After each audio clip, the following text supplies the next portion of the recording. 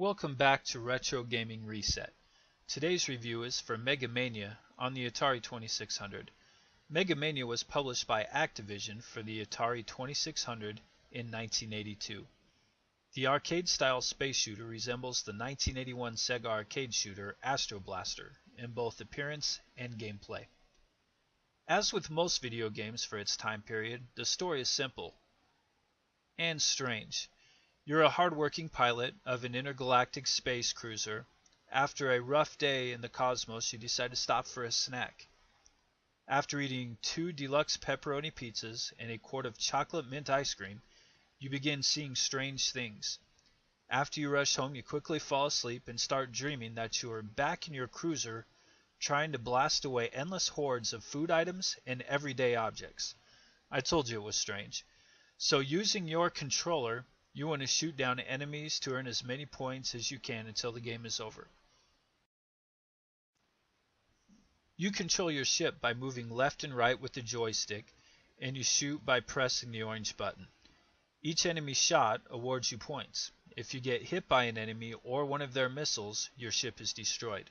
Not to worry though, as you start off with 3 reserve blasters and can be awarded additional reserve blasters with each 10,000 points. In addition to enemies, you need to keep an eye on your energy bar. When you clear your screen of enemies, you are rewarded points for the remaining time left on your energy bar. But your blaster will self-destruct if you haven't cleared all the enemies on the screen before the energy bar hits 0.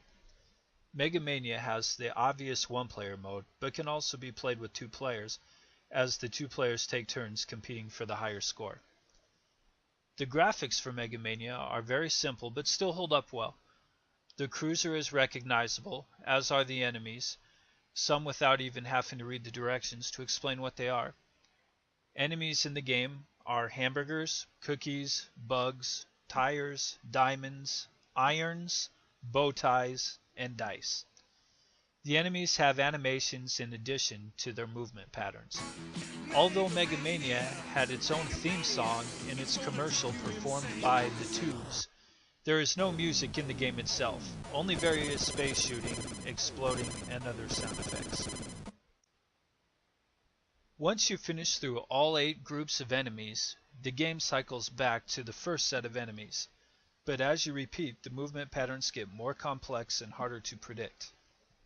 You can keep progressing through the game until you get to 999,999 points, at which everything remaining on the screen abruptly stops moving. For a promotion at the time, if you got to 45,000 points, you earned the right to call yourself a Megamaniac.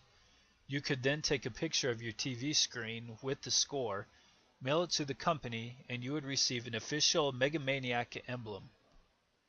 Could Megamania possibly be the first video game to promote screenshots way back in 1982? Megamania is a fun, entertaining video game that takes us back to the early ages of the video game consoles. The gameplay and graphics are simple, but it's easy to see the same elements and influence in modern arcade games and mobile device apps of today.